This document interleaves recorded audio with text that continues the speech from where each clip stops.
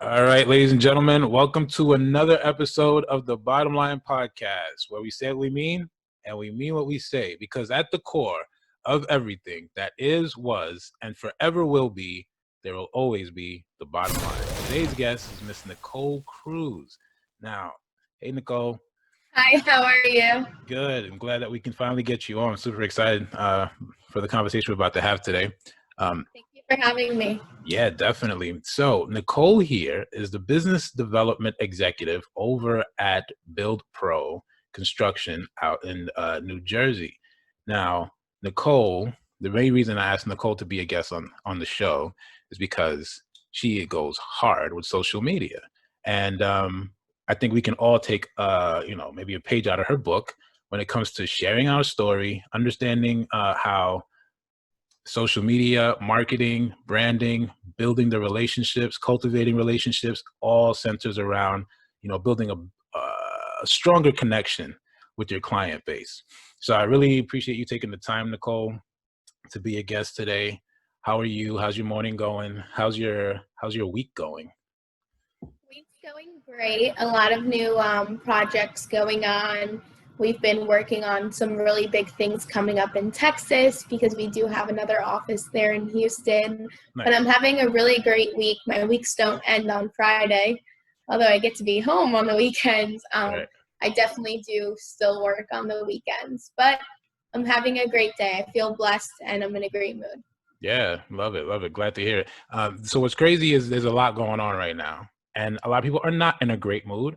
A lot of people are a little, because of the pandemic and the election season, everything going on right now is so hard to get yourself, into that state of mind or that mindset where it's like, I'm just going to be in a good mood today. I'm just going to make magic happen, right? How have you been adjusting? Yeah. I'm sorry, I cut you off. No, it's fine. Yeah, how have you been adjusting? How have you been getting to that mindset, like every day, just getting through the pandemic, getting through this election season? I think it's so easy to let external factors affect you. Mhm. It's so easy, I know, especially for people who are emotional and are keeping, up to date with what's going on with the pandemic, what's going on with elections, what's going on and what's next in our country and in the world right now. And I think it's so easy to let it affect us. But one motto I live by is if something's not in my control, don't let it affect me. And it's such a hard mental state to get into where you want to be in control of different things because you want to know what's going to happen. But in reality, all of these things are out of my control. So if I wake up every day stressed, I still don't know who the next president's going to be. I don't know what's going on with the election or, when are we going to be able to eat in a restaurant again or not have to wear masks? Well, Right. Guess what? There's nothing I can do to change that. I can only play my part. So for me, it's mentality is everything. Yeah. And it's not easy, but it comes with self-reflection. So the minute you find yourself getting anxious or stressed out, take a step back. And what I do is I write down. So every day before I go to bed, I write down notes on, the way things made me feel or how it affected me. And then I reflect on, okay, what parts of, my feelings throughout the day were in my control and not in my control. And the ones that were not, well, guess what? Tomorrow, if it's not in your control, don't let it affect you. Outstanding. I think I have that conversation at least 3 or 4 times a week, right? With the coaching that I do. And the fact that you actually put in that work, because I'll be honest with you, right? Even sometimes I forget. At the end of the day, what happens is our brain just kind of like replays the most negative parts of our day, right? And we kind of carry that into our sleep and then into our subconscious and into the morning. And we repeat the next cycle, right? So what you said, which is like, it goes, has to become a habit. I think we should make it that a habit, right? You go and you figure out what you're in control of and just be okay with that. This is what I'm in control of. For you to, at the end of your day, for you to write down the things about how you feel, how you felt and your emotions, that's a level of self-awareness and intuitiveness that, you don't learn that in school. I mean, that's just. Definitely. I think that most of the things that benefit you in life you don't learn in school. Yeah. It comes with it comes with awareness and self-awareness and starting to recognize how important your mental and emotional health is Yeah. and how it reflects in your daily career and lifestyle, because the career that I'm in is very mentally and emotionally trying, depending on what the market's like or if my deals go through or they don't go through. And I'm constantly talking to people every day. I tell people I'm in a relationship with hundreds of people because Yeah. they're depending on me for their projects to go through and our company. So, you can be mentally exhausted. Yeah. And if you're mentally exhausted and you're not figuring out coping mechanisms to get through that, then it's going to affect your day-to-day, not only in your work environment, but also in your personal environment as Yeah. well. Yeah. And sure, with your relationships also, all the people counting on you, they got to see you, and you got to push their deals through. You got to make magic happen, right? Regardless of how you feel, at the end of the day, you still got to make it happen, right? And they don't care if you're having a bad day. They're Right. still expecting something done when you tell them it's going to be done. And Yeah.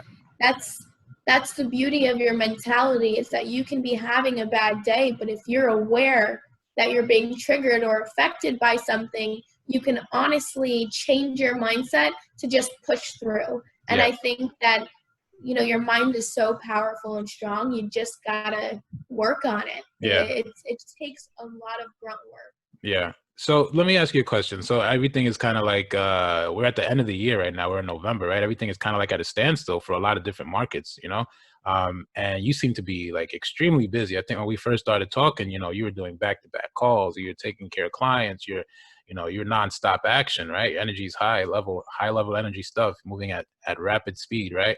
How did you guys, you know, especially in the construction space, I think Cuomo in New York was still allowing some essential workers to go to work to do construction. And I know Murphy is kind of like following what New York was doing. So how was the construction, your job, what you do, how was that impacted by the pandemic? Did you guys get a slowdown in activity or did you get an uptick? So we have two parts of the company, and you can kind of see it back here. You have Captiva Development and then Build Pro Construction Services. So Captiva Development is our development arm, and then Build Pro Construction Services is our construction arm. Okay. So we do develop for ourselves, and then we do a lot of construction work for other clients as well as ourselves. On the development side, we saw, our investors and developer clients, putting their projects on hold because there were a lot of unknowns and they weren't sure where the market was going to turn to. They weren't sure if, renters or the consumers were going to rent and if they were going to pay their bills on time, which ended up being that people did pay their rent. That was actually the first thing that they paid. And I think the pandemic affected business in a multitude of ways in the industry that we're in. It made you have to really become very creative on figuring out, and I think that's every industry. Yeah. Anyone who's working really hard right now during the pandemic is going to come out on top because, again, like we said, there's a million ways to say, well, yes, many people have lost their job, and I'm very fortunate and grateful to have my job. You can flip your mindset and say, what can I do during this time to figure out how I can capitalize on what's going on, or Right. What things. It gave a lot of businesses chances to reposition themselves, Yeah. right, and figure out internally what are some things they can work on that they weren't able to work on because they were so busy, or how can I connect with my employees better? What do they need more from us as a company, and what do our clients need that we weren't providing before? And we as a company, as Build Pro, and I'm very fortunate to have Richard Osika as my boss. He's very innovative and he is willing to hear all of my crazy ideas and take them in and reflect upon how we can put them into our company to better service our clients. So for us, was there a hit on the construction industry? Absolutely, in delays. So, clients figuring out when to restart, when to break ground on their projects, trying to see what was going to happen with construction materials. Prices of lumber dramatically increased. They're finally trickling a little bit back down. That's the effect that we saw. In the development side, you have not as many people in the board right now. Mm-hmm. So if you're trying to get your applications heard so you can develop, the process is being prolonged. Mm-hmm. So just a prolonged time period. But for us as a company, what we've been doing is capitalizing on social media, because if people are not working, what are they doing? They're on home, social.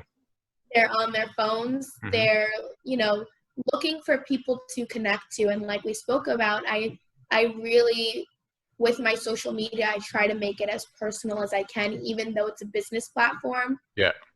Because I truly believe that there's a huge age gap and a mental gap in the industry we're in. Yeah. You have, your 20s and 30s, and then you have your 60s, 70s of people who have been in the industry for years. And the big gap is, one, the creative thinking, two, AI and technology, and then social media.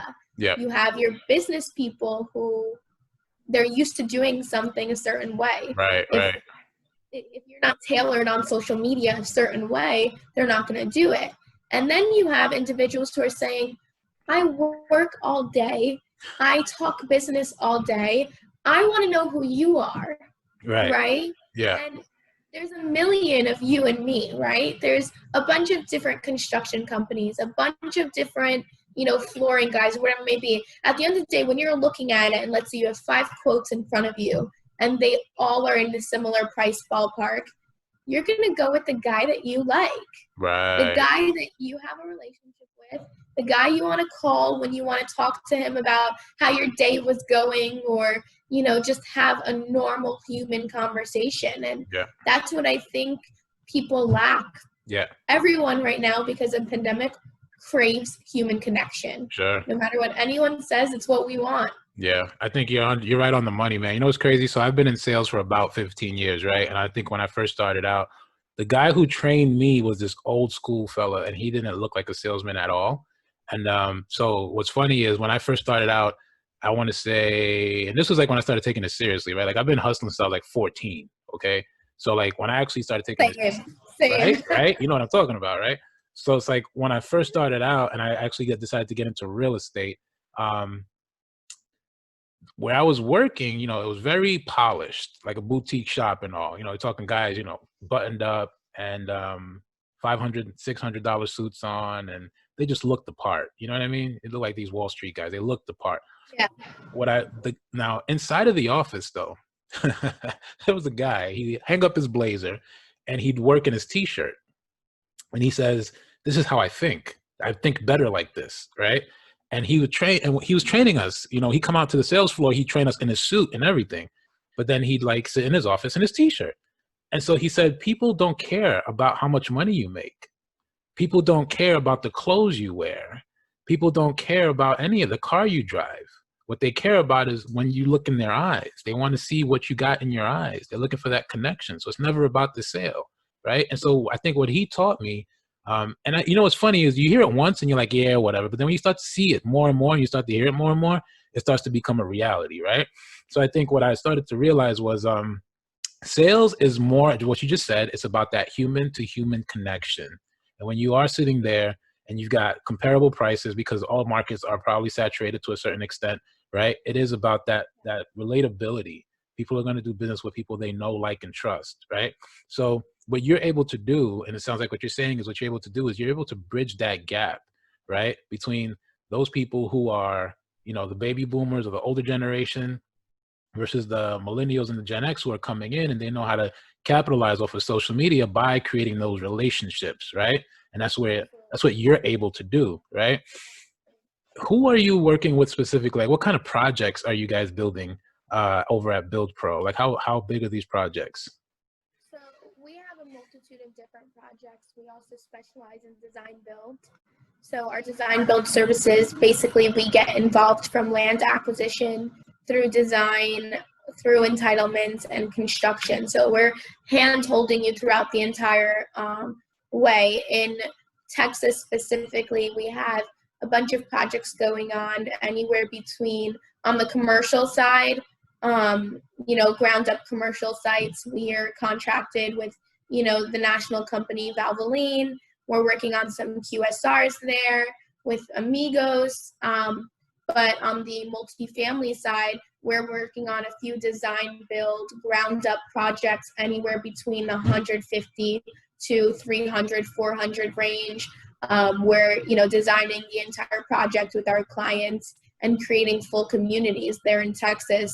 In New Jersey, we're seeing a lot of our other projects pre-COVID picking back up now in areas such as Hudson County, Bergen County. A lot of our clients looking for new acquisition opportunities as well. But our sweet spot as a company is, the 30, 50 to 150, 200 unit range. Wow. We, can do more than that as well. And we also, I'd say in height ranges, we go up max probably, I would say 11, 12 stories. Love it. That's outstanding. You guys are like moving. It sounds like you guys are still moving, and you didn't really take there's not a blip, right? There's not like a hiccup in your activity. It sounds like everything is still moving forward. Yeah. There was a hiccup. New Jersey had banned construction unless it was, essential, or you had affordable housing in it, or, there was some type of exception. So when COVID first hit, we were hit as well. We're not an invincible company by any means. One thing with our office compared to other offices is that we're really a family. Nice. So, it's an open conversation in our office. We all try to help each other out. The hit that our company took was the hold on projects. So as a construction company, you don't get paid until the projects break ground, right? So, and specifically New Jersey, Texas, it was like nothing ever happened. They pushed through with construction, no problem. In the tri-state area, we got hit, I must say. And I'm sure many other companies as well in our industry got hit because the projects had to be paused. Gotcha. Okay. How'd you get into this, Nicole? You seem like somebody who could have pretty much done anything she wanted to do, right? Just by listening to you talk, and your mindset, right? How did you get into biz dev? How did you get into construction? That's a good question. So growing up, I always knew that in order to get out of the situation I was in, I had to become more than financially stable, and I had to educate myself. I originally wanted to work on Wall Street and be a banker and make a bunch of money until you grow out of that immature mindset and money isn't everything. And then you realize you're a woman and you want to have a family as well. And, time management. So from a young age, I started thinking about all of those things. Wow, I want to make money, but I also want to be a mom. And how am I going to work on Wall Street and get home at 9 o'clock at night and be a wife and a mom and all these different things? And how can I capitalize on my time? So I actually started college my junior year of high school. I did a dual enrollment program, which I would go to high school just for gym the first period because I had finished all of the classes I needed to take mandated by the state in New Jersey, and I took a test. And so then I would work from 9 to 5 at Bank of America in Rumson, New Jersey. And then I take night classes at a community college called Brookdale. From there, working at a bank, I worked, and we were a financial institution, so we had Merrill Lynch attached. And I was the youngest person. I was 17 and then 18, so I was really young. And I had just great mentors at Bank of America that believed in me, and they saw me, my willingness and my eagerness to learn. And I said, wow, I'm going to work at a bank at 17. I want to work in the banking industry. And then I just realized I didn't want to sit in a bank all day. I realized I didn't want to sit down all day. Right. And I also realized I didn't want to be capped at how much I could make. And so a few real world things started hitting me. How old were you? How old were you when you realized I was that's 18. huge? Wow. That's huge at such a young age. Yeah. Yeah, I was 18. I mean, I've been on my own since I was 13. So real life starts hitting you very quickly once you start realizing, you don't have anyone to help you. And then at 18, now you're deciding which college you want to go to, and you have to decide which major you want. And I didn't take any of these things lightly. And at this point, I was at the bank and I'm, in school, and I had an economics major. That's what I was aiming towards. I applied to every school under the sun outside of the state of New Jersey. I did not want to stay in New Jersey. Wow. Until my family told me, we're not comfortable with you leaving the state. And TCNJ and Monmouth University were my last options at that point, or Rutgers, but I wanted to be at a smaller school because I wanted a more intimate learning experience. So I had a client come in one day at Bank of America, and, I'll never forget, this guy had curly white hair and a beard, and he came in with an M hoodie that said Monmouth, and he goes, "You're so young to be taking my deposit. What are you doing working at a bank?" Right. And I get all excited because I love talking to people. And he's like, "What do you want to do? You're working at a bank, and what do you want to do?" And I said, "I want to be successful." And he said, "Have you ever considered real estate?"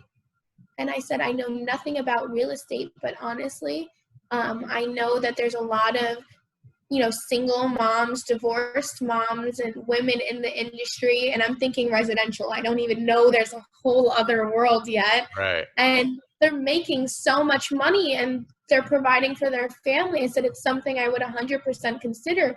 He goes, "Do you know who I am?" I said, "Well, I'm looking at your statement and it says blah, blah, blah." And he goes, "I'm the dean of the business school at Monmouth University, and I'm the founder of the Real Estate Institute." He goes, "I'd love to speak with you in my office sometime and learn more about your journey." Wow. And from that moment on, I had a meeting with him that Saturday, I believe. I had until that Monday to commit to college. I was right on that deadline, and I had a full ride to TCNJ at this point. And I was getting a full ride for a volunteer program that was it was a scholarship to help inmates. And I had that passion because my father's been incarcerated my whole life. So I was set on going to TCNJ. They have a great business school. And I sat down with Dean and Don Mulliver, and I said, "I think this just, when you just have an epiphany moment of it makes sense." I said, "It makes sense." And then from there, I was at Monmouth. Going into my freshman year, there was a huge real estate intern opportunity for FEM Realty for a project called South Beach at Long Branch. And it's a huge multi-million condo development. I got hired as an intern for $15 an hour. I'll never forget. Nice. And I learned about phase 1 and phase 2 development. From there, I needed to make more money because I was supporting myself through college. I worked for Mercedes-Benz in the sales division. And then I realized I'm working 9 to 5 again, but I'm not in the industry I want to be in. And that internship opportunity was so great. I need to find a role in real estate that I could work during the day and get that experience under my belt. So when I graduate, an employer can't tell me, "Well, you don't have any experience," So I got hired by my junior year. So I went from FEM to Mercedes, and then my junior year, I got hired by a real estate consulting company. And I worked for the real estate consulting company that year. And then on weekends, I would serve at a local restaurant to make cash. Wow. And so the quick cash, and then the real estate. And at that point, I said, "Holy crap, I don't want to be a real estate agent. I don't want to be in residential. I want to be in develop. I want to develop those buildings. I also want to make good money. And, this is the path that I'm working on. And I don't mind working weekends. I don't mind working the long hours. I would work 9 to 5, and then I'd have class 6 to 9 every day. And it was back to back. And my senior year, I got contacted from Build Pro, and they said, "We'd love to interview you." At this point, I had gone at an upward of 100 interviews. Oh, wow. During winter break. I was going to the city, back to back, CBRE, Marcus Millchap, all of these, brokerage firms. Yeah. I didn't like any of them. I didn't like the culture. Okay. I knew I'm an outspoken person, and I knew that I wanted a company I could grow with. Right. And you know when you meet someone and you just know they believe in you? You know, you meet people and they want to hire you because they need to add another person to their team. Right. Or you meet someone and you know that they're going to trust you. Yeah. And when I met with Build Pro, you know, Rich didn't, you know, he just cut straight to the chase. He said, what do you have to offer me and why should I hire you? He Right. didn't care he didn't want to go back to back on, you know, here and there talk or learn about, you know, other things. What can you offer this company? And, you know, are you looking for a short-term experience or are you looking to grow? Right. And right then and there, I knew I wanted to be challenged. I knew I wanted to grow. I knew I wanted to work directly with the owner of a company Yeah. and learn as much as I could and work with someone who believed in me. Yeah. And my, you know, career just took off ever since with this company. Wow, that's incredible. You're such a forward thinker at such a young age. Just like, you know, I'll be real with you. Like, I don't think I was thinking that forward. I smoked a whole lot of weed. I smoked a lot of weed when I was a kid, when I was like a teenager. And, you know, and it was really because I think what happened was, which you're incredible at 18, 17 years old, knowing that you wanted something long term. You knew you wanted something long term and you wanted to commit to that. And it doesn't sound like you were distracted by any of your peers or anybody that's like your age group who wants to go out, because that's what happened with a lot of teenagers. You start experimenting, you know, that's what happened to me, right? Like I started experimenting. I started hanging out in like groups of people, you know, 10 to 15 guys that are like just hanging out in groups, playing sports and getting caught up, right? Being a teenager. But for you were so focused and you were so driven. It's one thing to say that I want to take care of myself and I want to support myself. And, you know, there's so many options out there. It's like you can sell drugs, you can do, you know, you can steal, you could rob, you could, you know, join a gang, you could do so many things. But you were like, no, I'm going to go to school and I'm going to get a job and I'm going to stay that path and I'm going to make sure that it's something that I want to do. I want to grow in that direction. You were always looking long term, it sounds like to me, from a very young age, right? And that's hard for a lot of people even to do today as adults. I think my upbringing had a lot to do with it. Mm-hmm. Failure wasn't an option. Love it.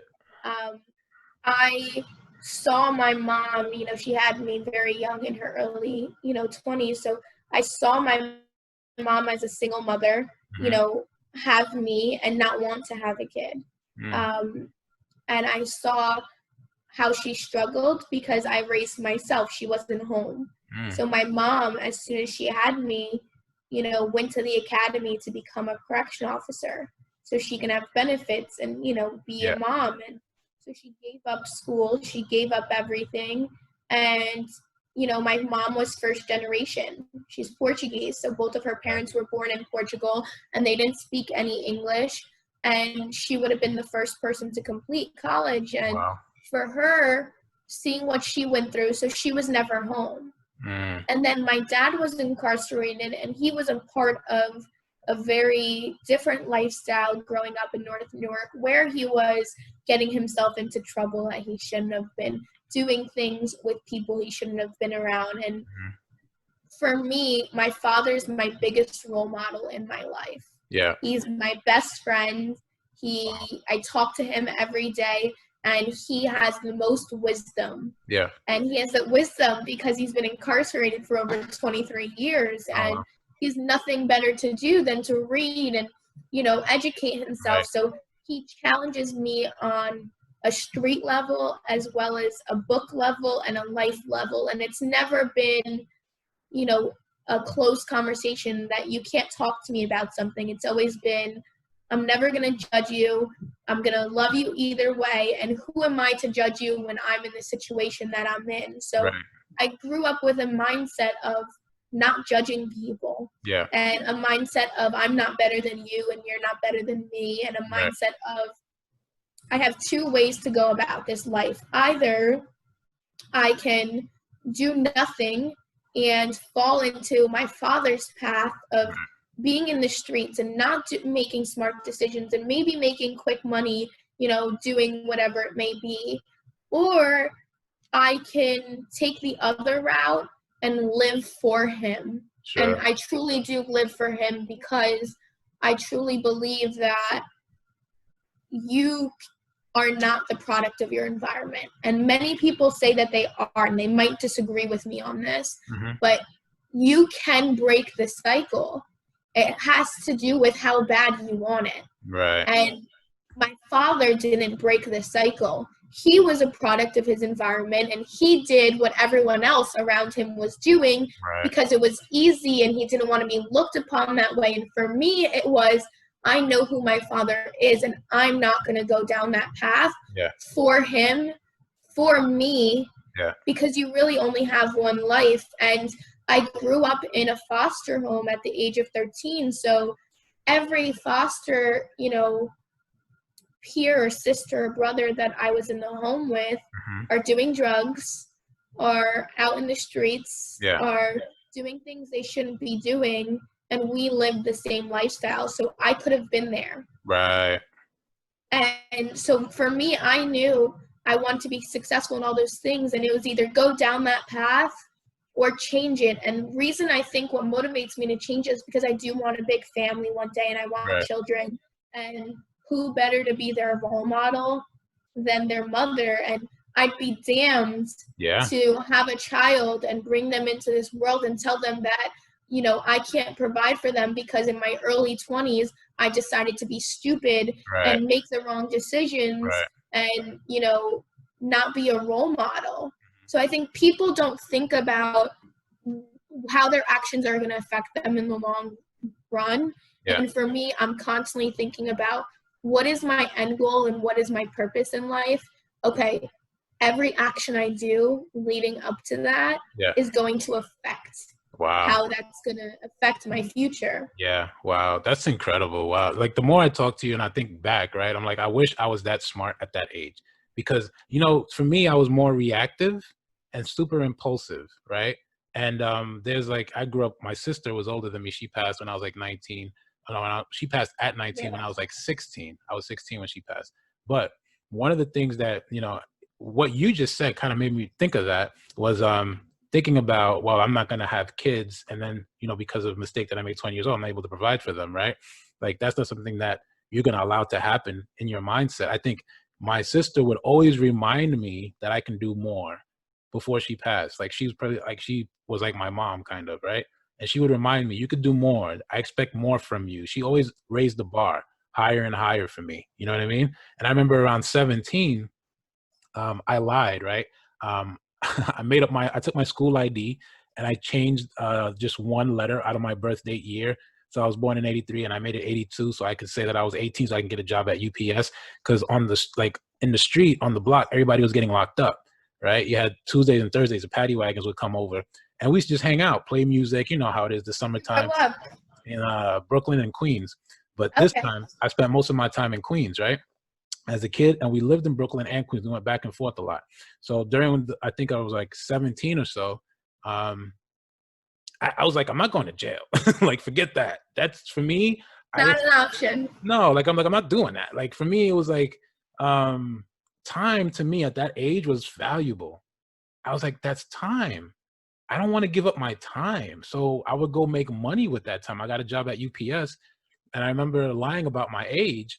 And then when I started to get paid, and I'm loading trucks, these huge, and I'm doing work. Back then DMX was the man, right? So walking around with your shirt off and being all loud and rowdy, that was me, right? But I had hair. I wasn't bald. But I felt good about working and earning money and working hard. I felt good. And then the way I was treated when I was working there, I didn't like the way I was being treated because I was always about to get into a fight. Always the way they were always talking to me. They're always yelling at you, And I wanted to make book. I wanted to get on book and become a union member and drive the truck. I wanted to be a UPS truck driver at 17. That was my goal. That was it. That's what you wanted to do. Yeah. And then I realized it's kind of like what you just said, right? When you're I was working in a bank, but your ambitions were so high because you were so determined to make it, it sounds like, right? And my ambitions for me at that age, I was I just don't want to go to jail and I want to do what I want to do when I want to do it. Right? Yeah, I think too, for example, living in Newark, right? Everyone, I would say, and I'm just going to speak for myself because I know I don't want to speak for everyone else, but you see, your goal is to, a lot of the moms and dads, the moms are cleaning ladies and they're making $1,000 or $1,500 cash a week. Yeah. And then they live in a 2-family apartment instead of a walk up, 6-family apartment. And then the dads are construction workers and they're making cash every week. Right. And your goal is, holy crap, they're both, are making that much a week, and that's the goal. Yeah. Well, you live in this bubble, right, where you don't realize there's so much more out there. Yeah. And, I was taken in by my aunt and uncle in Homedale, which is how I got out of a foster home. And I was fortunate to have them, and they really, truly blessed my life. But they lived in Homedale, an affluent town where everyone had money. Okay. And every kid at 16 had a car by the time they had a permit. They were driving Mercedes and Porsches and, had beautiful houses that were mansions, and, their parents worked and had their own companies. And for me, it was like, I saw that side, I saw the poverty side, and I was like, this is attainable. Right. Okay. How do I learn from their parents? And I would be that kid that would come over the friend's house and talk to the parents more than my friends because I'm trying to figure out how to become like the parents. And for me, it was, there aren't many options for a kid in Newark. And if you want to get out of that bubble, you're going to have to work, excuse your language, or ass hard, harder than everyone else. And I will never take that away. It's probably the same in Queens and Brooklyn for these kids in the inner cities. You have to put yourself in a mindset where you're okay to be alone. And that's the hardest thing is, forget it. You don't want to be alone. So whatever your friends are doing, you do it. And I lost all of my friends from Newark. And now, in my 20s and looking at my friends, and I've, tried reaching back out to them or having conversations with them. And it's not the same because they see you as, well, you're not the same and you left, and, you're more entitled now, or whatever it may be. And that's only because I chased my dreams and tried to get out of the environment I was in. Right. You see it from different perspectives. It's real, right? And sometimes you don't even want to talk to people because you feel like you're becoming judgmental, right? And it's like, I'm not going to judge you if you don't want this for yourself. Who am I to want it for you, kind of thing, right? This is crazy too, what you just said is fact, right? Because when I used to hang out in like groups, right? Like we started our own street gangs because like that was before Bloods and Crips came to New York. We had like block crews, you know what I mean? And we would just hang out, play ball, and be knuckleheads and whatever, like help out the old ladies with the groceries, stuff like that, and get paid for it. But I think, and we didn't smoke a lot, right? I think once I stopped smoking weed, once I stopped hanging out with those kids, and I started to realize, my eyes opened up and I started gaining clarity. It was super lonely, just like you said. Like I was alone. I felt alone all the time. And I think I had to sit with that for a while before I could figure out what my real potential was. And, I wish that I was that smart at that age, because for me, being alone just meant I need to go do something, right? Like I should go get a job. I should go make money or something, right? And I kind of used that little by little to become who I am today. But I think what's cool about you, right, is when you think about obstacles, challenges, risk associated with having to be on your own at a very young age, it's scary. You know what I mean? It's super scary. And it could put you in the other direction where you can go into a state of depression, resentment, bitterness towards all the people who weren't around. All of that could surface, but you took that and you used it as fuel. And it's like, you still use it as fuel today to propel you forward. That's like internal, like ignition. That's what you have, right? And you use those experiences to say, no, you saw one side, you saw poverty, you lived through the poverty, but then when your aunts and your uncle took you in, you saw like what life could be like if you pursued it. Until this day, you're still in pursuit of that, right? Yeah, it never ends. And I think for me, right, and we spoke about this briefly, people always ask me about my story and they ask me about my experience and how I got to where I am today. And to me, I'm so humbled by it. but I'm not anywhere close to where I want to be. And for me, being alone is something that is trying for so many people. Yeah, it Being is. alone makes you go into unhealthy relationships. Mm-hmm. Being alone makes you lean towards the wrong people and crowds. Being alone, fuels addiction and depression, and it ultimately affects you mentally. And I can say that because I've faced, depression, and I've faced being low. There's no Right. way someone can go through the things that I've been through and not had difficult mental times. And although I might be in a great mental space now, I wasn't always. And Right. I always had ambitions, and I always wanted to do everything, and I always got what I needed to get done. But no one knew the mental battle I was facing and Yeah. I was fighting every day. And I'll give you an example, and I've actually never publicly spoken about it, so I guess we'll speak about it here. But about a little over 2 years ago, I was in college, and I was in a long-term relationship, and I actually, went to a bar, I was drugged, and then I was followed back home and assaulted. Hmm. And my assault led to a full investigation, and it led to having to get lawyers involved and people involved, and it put me into a very deep depression. I spent 3 days in the hospital, I was going to therapy, I was taking care of, and this is all while in school, working still.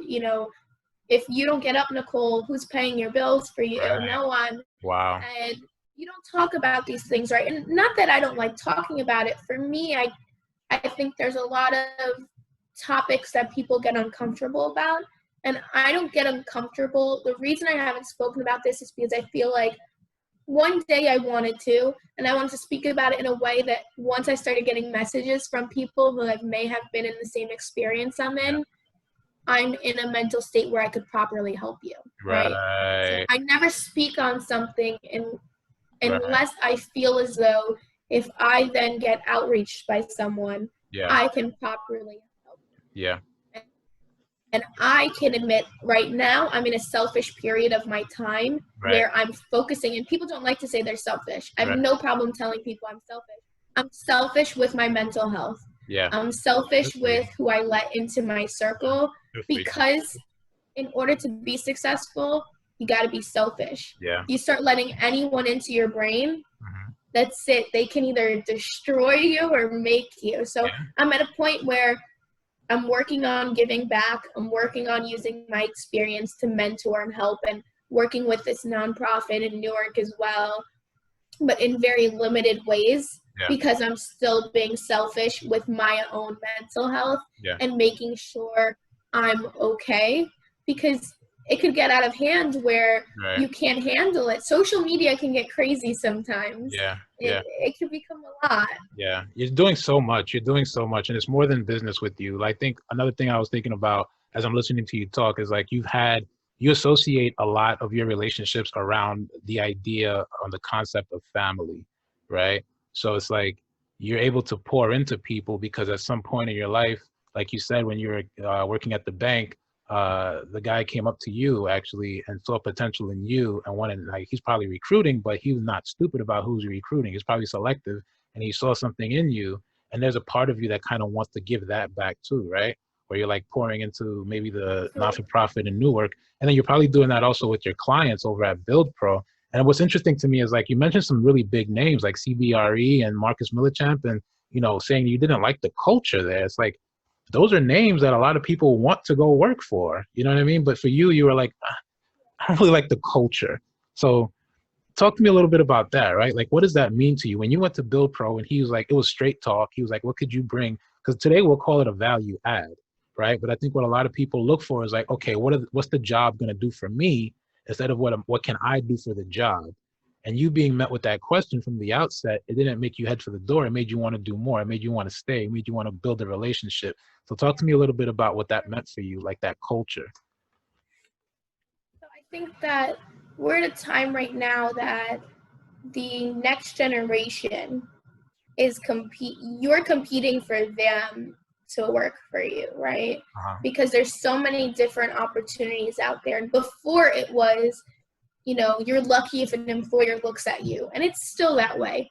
But I think my mentality, the way that I look at a job is, you're lucky if I work for you. And people don't like to say that out loud. And I say that in the humblest way because I'm the type of person that is relationship based. So I'm not looking for a paycheck at the end of the week and a signed contract. I'm looking for someone who is going to help me grow and I can help you grow. Mm-hmm. And so many companies say we're looking for people to grow with us. But guess what? Once you get to that CBRE, Marcus Milcher, those big companies, eventually it starts becoming quantity over quality. Yep. And you don't have that same relationship of the same way, for example, your employer is adding value to your life, you're adding value to the employer's life. Yep. It's an equal concept. And the way that I came about this concept was when I was working at Bank of America, the branch leader, her name was Diane, she did something with us called 360 coaching that none of my other jobs have ever done. Mm-hmm. And at the end of every week, when we reflected upon our goals, we would give each other constructive criticism.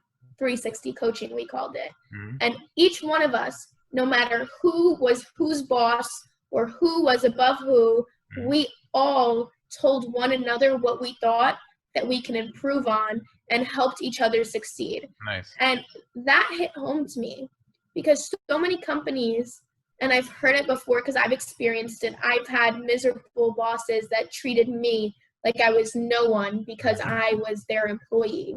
And you see where, you have you, and then you have a director, and then you have a VP, and then you have the president, and then you have the CEO. Like, there's so many people to report to. Right. What makes the president better than me?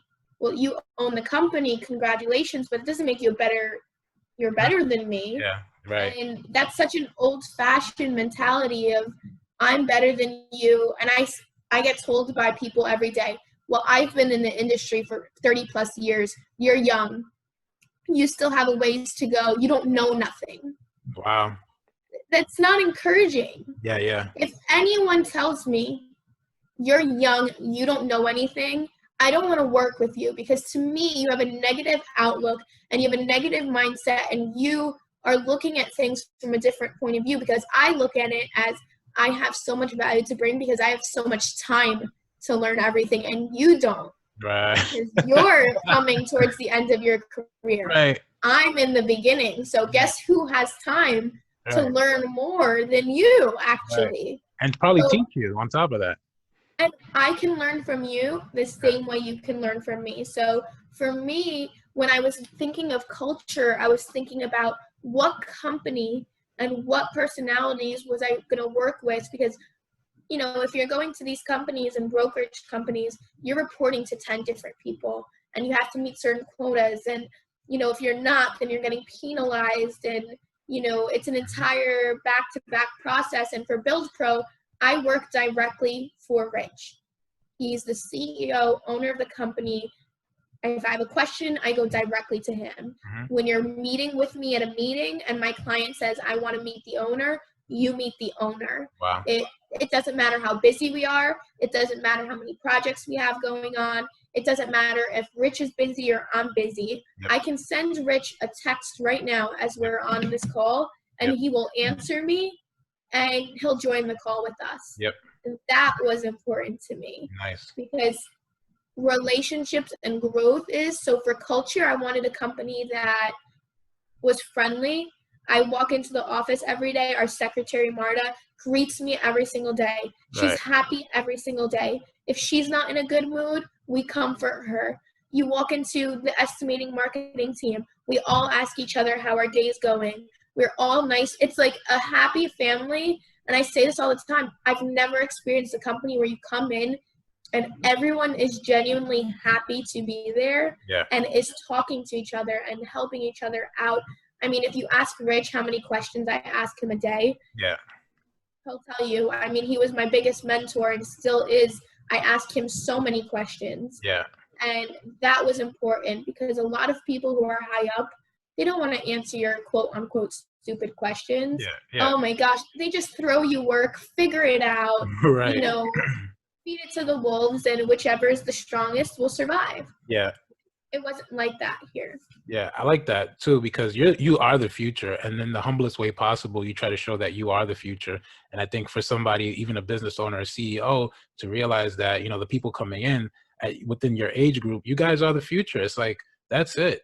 You know, we're gonna adjust to the change faster than you can even understand the change, right? So it's like you want to get, like, your ideas are pretty much gold, right, at this point, because you understand. Now, you know, what's another thing that's crazy with the business owners, I think presidents, CEOs, they have a hard time understanding the value of social media and how they can get their message across through social media, something that you do so well, right? So how was it like, and maybe, you know, with Rich, I guess, and over at Build Pro, you guys have that great relationship, but how was it for you to try to introduce the idea of using social media to continue to like build and cultivate relationships? How'd that go over?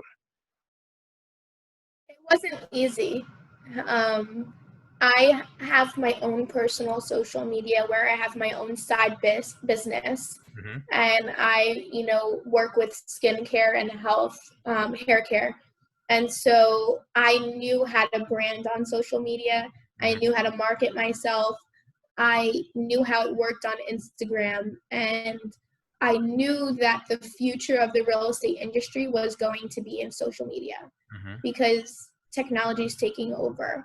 I also knew that I have a very outgoing personality and I wanted to emphasize that. So we do have a director of marketing here. Hmm. And when I had originally, introduced the idea, there was a lot of worries, right? You have, does this look professional? Does this not look professional? How will it make the company look? Will Hmm. people judge the company?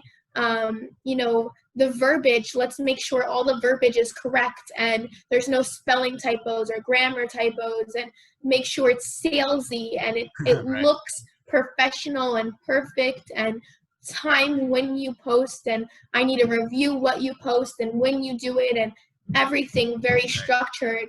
Yeah. And I didn't like it. Now, you have a Wow. boss, so Yeah. if your boss tells you to do something, you're going to do it. Right. And I challenged it and challenged it and challenged it.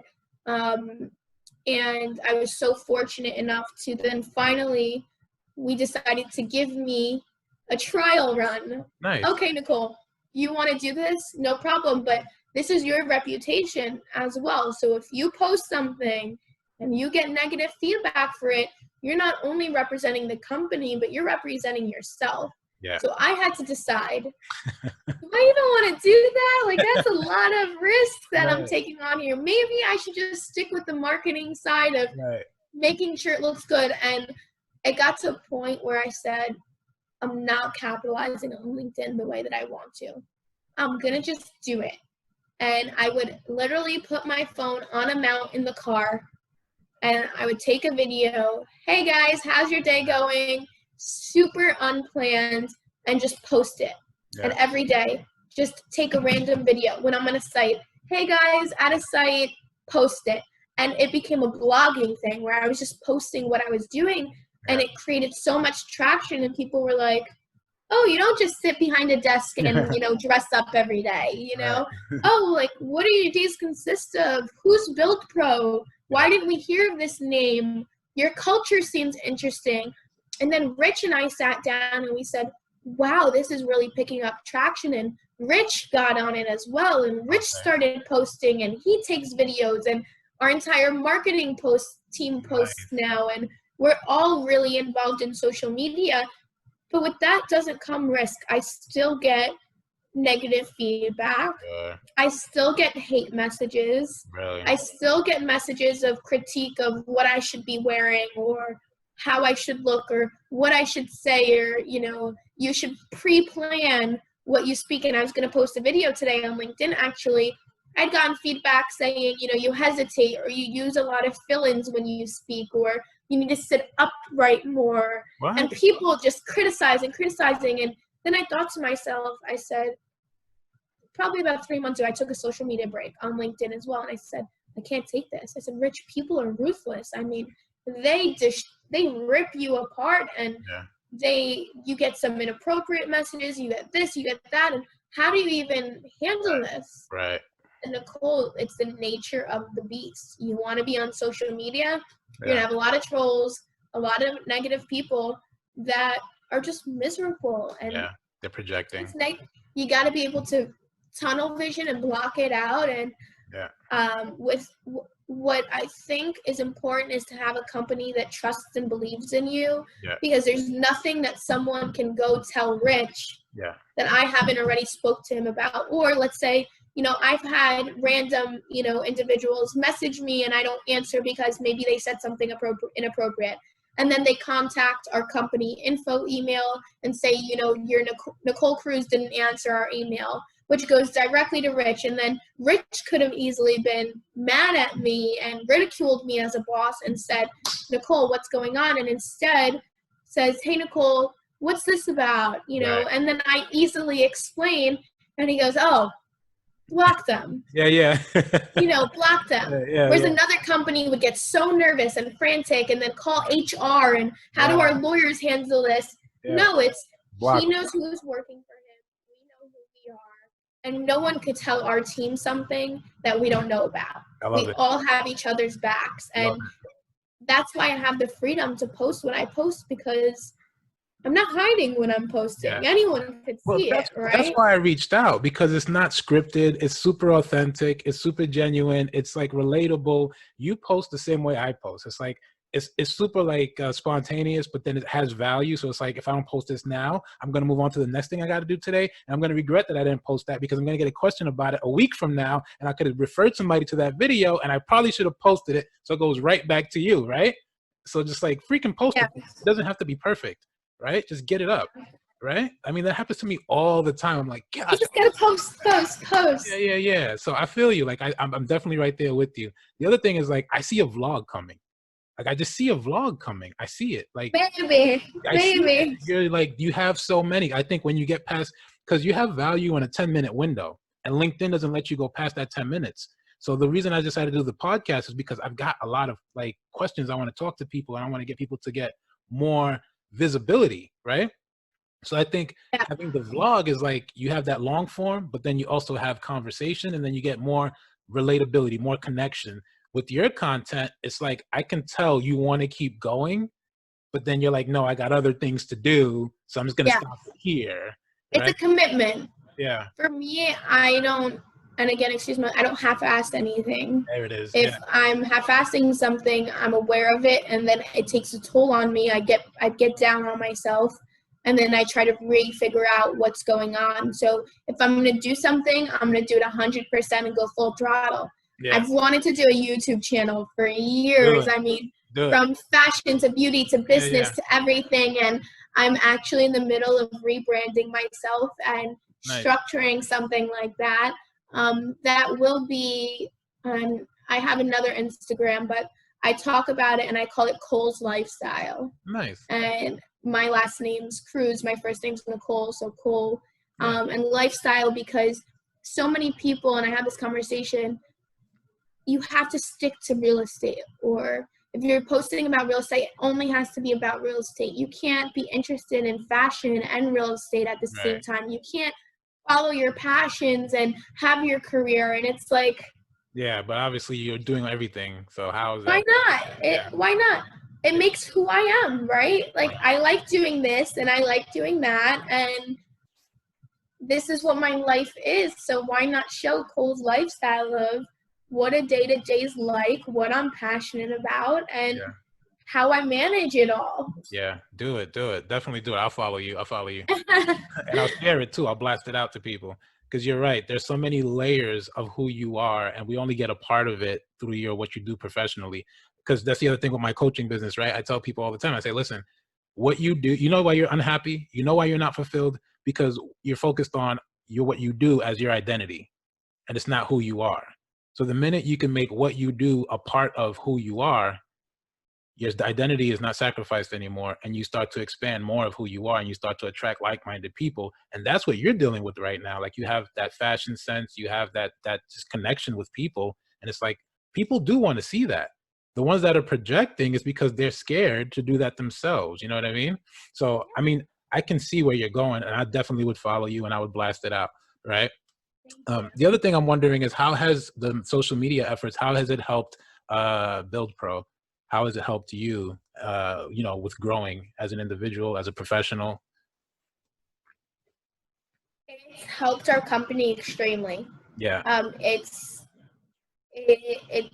brought us different clients, different projects, a way to connect to our clients, a way for our clients to always know what we're doing and in an indirect way, and branding. I mean, I hear it all the time. I have conversations. I went to a meeting the other day for lunch at a restaurant, and one of the people at the lunch said, "Oh, do you know this guy?" And I said, "No, I don't know him." "Well, he knows you. He's seen all your LinkedIn posts." Wow. And it's moments like that where people are like, "I've seen your LinkedIn posts," or "Yeah, we know each other from LinkedIn," or "I love what you're doing on LinkedIn," or I meet someone and they know someone who mentioned me through LinkedIn, and then I recognize, Yeah. wow, I'm actually reaching people, and people are noticing, because I used to spend so much time on LinkedIn. I mean, from the moment I woke up to the moment I slept, I liked every single like, I connected with every single person, I answered every message, and I haven't done as much right now because it did take a toll on my mental health when you have to read through everything, and then it distracts you from your actual career, right? People think I sit behind LinkedIn all day. That's all I do for work. That's a tool I do for branding, but that's not what my job title, my job responsibilities are. I still have projects to deal with, clients to deal with, calls to make, reports due by the end of the week. It has nothing to do with LinkedIn. And it consumes you, and it's like a whirlpool that could take over. And now all I do is I go on LinkedIn, I post, I try to answer people. If it's really serious, I always put my email. So if someone's really serious about getting in contact with me, they will email me, because I say it all the time. Well, I message you on LinkedIn. I said, well, did the post have my email? Yeah, but we messaged you. Well, if you really wanted to get in contact with me, you would have emailed me. Yeah. And I say that in the humblest way, because I would do cold calling every single day. And I was, connecting with people on LinkedIn I wanted business with and DMing them. But guess what? I looked at their profile. I looked at their company. I looked up their company. I figured out what they did. I tried to find their email and their contact information, all before messaging them. How about that? I get people who message me and ask me what I do for a living.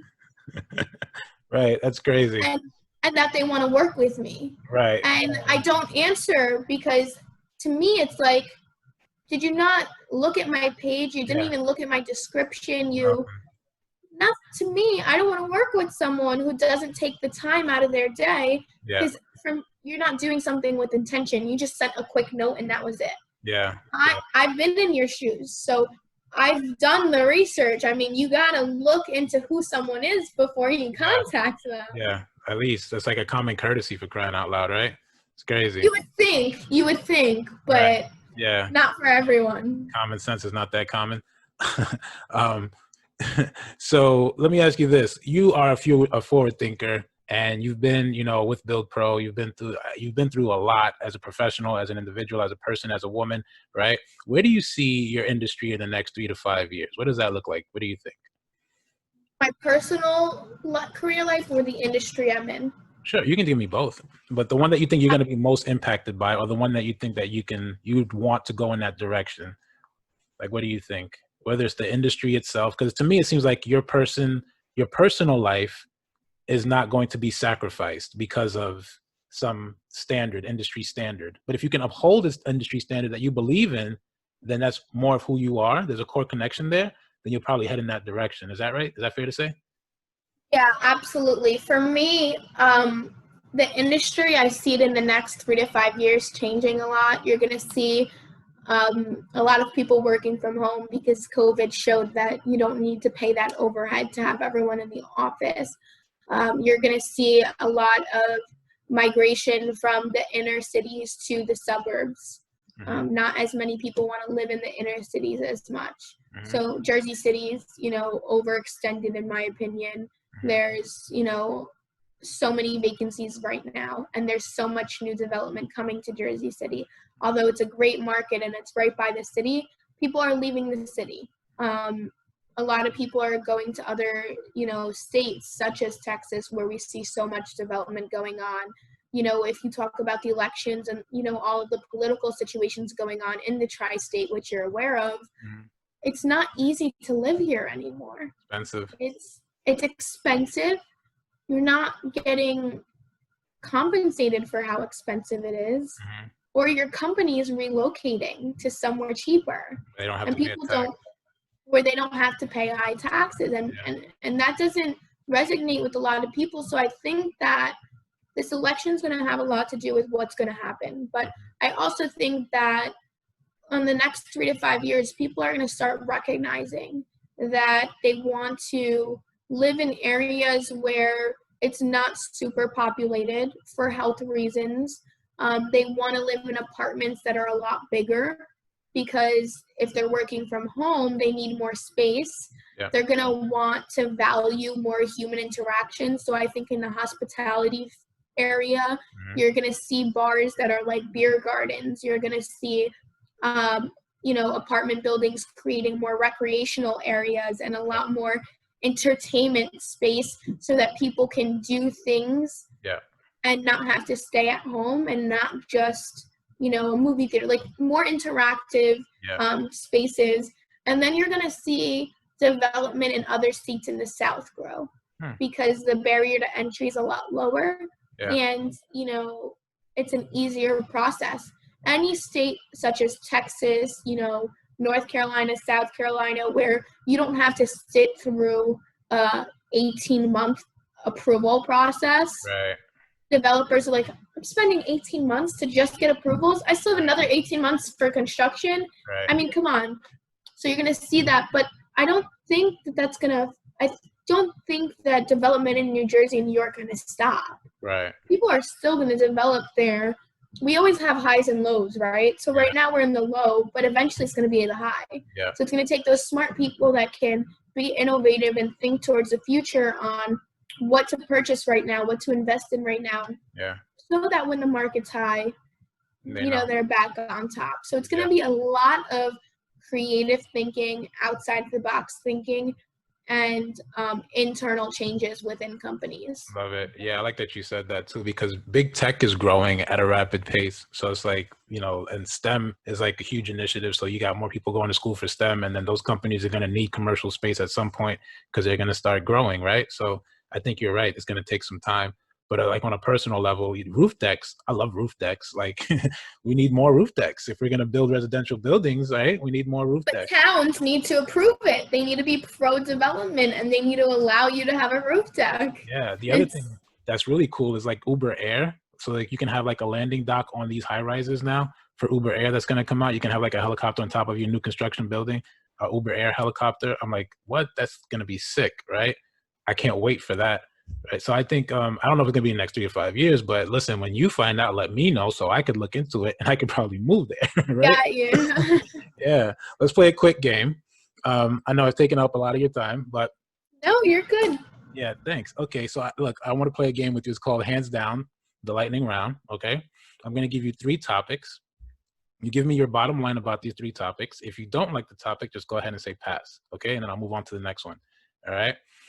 So the first one. Bottom line meaning what? Your bottom line, your truth, your opinion about this topic. Okay. So the first one is cashless society, living in a cashless society. How do you feel about living in a cashless society? I find it an interesting topic, and I think if we can replace cash with time, that would be an interesting idea to explore. Yeah. Okay. To avoid a traffic jam, you've got Elon Musk has his Hyperloop, so it goes underground, right? And then it like opens up into his office. So there's an underground tunnel to avoid a traffic jam, or traveling by air, Uber Air. What would you pick? The Hyperloop or Uber Air? Air. Yeah? Definitely air. Yeah. Okay, why?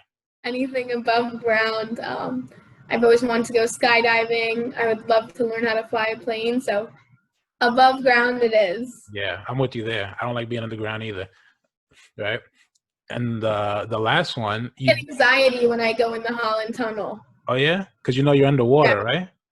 Oh yeah. Have Yeah, you seen that movie where like all the water falls in and yeah, yeah, like the day after tomorrow or something, end of the world stuff. yes. Yeah, crazy.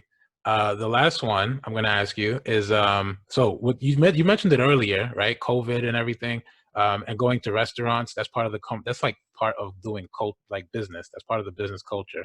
Restaurants. Where do you feel more comfortable? Still like eating indoors or outdoors? When it's cold, I want to be inside. When it's hot, I still want to be inside. When it's a little fall out, I'll be outside. I don't like the heat at all, but I'm more comfortable being inside. Yeah, I like the restaurant experience. I'm a huge restaurant lover. I love trying new places, so absolutely inside. nice. Okay, yeah, I kind of go both ways too. I prefer to be inside too, though. So much more than being outside. I like my food still like, cooked like at a warm temperature, right? Yeah, I like being inside. I like the ambiance. I like the experience inside. Unless you're on like a cool rooftop, Yeah, that there's an outdoor experience. But I love the indoor experience. It just makes you feel like you're a part of the restaurant. yeah, love it. Okay, and finally, Nicole, what is your bottom line? What is that reoccurring truth for you that makes you that serves as rocket fuel for you, that pushes you forward in spite of any setback? What is that for you? Never use your past experiences or your upbringing as an excuse to not succeed. I live by that. No petty parties.